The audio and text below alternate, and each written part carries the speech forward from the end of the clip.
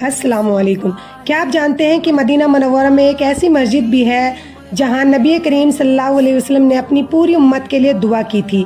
میں بات کر رہی ہوں مسجد اجابہ کی۔ پہلے ایک بات سمجھ لیجئے، اجابہ کا مطلب ہوتا ہے دعا کا قبول ہونا، یعنی یہ صرف ایک مسجد نہیں بلکہ وہ مقام ہے جہاں رسول اللہ صلی اللہ علیہ وسلم کی دعاؤں کی قبولیت کا ذکر ملتا ہے۔ روایتوں کے مطابق نبی کریم صلی اللہ علیہ وسلم یہاں تشریف لائے اور اپنی امت کے لیے 3 بڑی دعائیں مانگی۔ پہلی دعا یہ تھی کہ آپ کی امت کسی ایسے اکال سے تباہ نہ ہو جائے جو سب کو ختم کر دے۔ اللہ تعالیٰ نے یہ دعا قبول کر لی۔ دوسری دعا یہ تھی کہ کوئی دشمن پوری امت کو ایک ساتھ مٹا نہ سکے، یہ دعا بھی قبول ہو گئی۔ اور پھر آپ نے تیسری دعا مانگی کہ آپ کی امت آپس میں پھوٹ اور لڑائیوں کا شکار نہ ہو، لیکن یہ دعا قبول نہیں ہو سکی جس طرح پہلی 2 دعا قبول ہوئی۔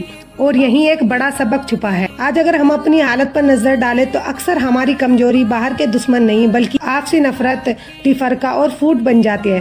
مسجد اجابہ ہمیں صرف ایک تاریخی واقعہ نہیں بتاتی، یہ ہمیں آئینہ دکھاتی ہے۔ یہ یاد دلاتی ہے کہ اگر امت کو مضبوط بنانا ہے تو علم، اخلاق اور اتحاد کو پکڑنا ہوگا۔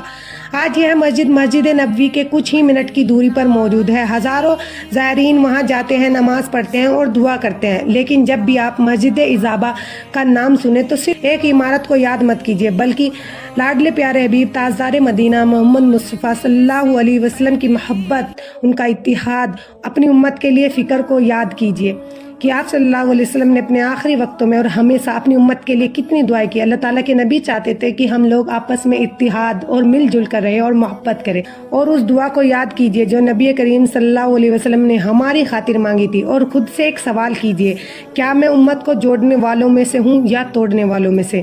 یہی سوال مسجد اجابہ کی سب سے بڑی یاد اور سب سے بڑا پیغام ہے۔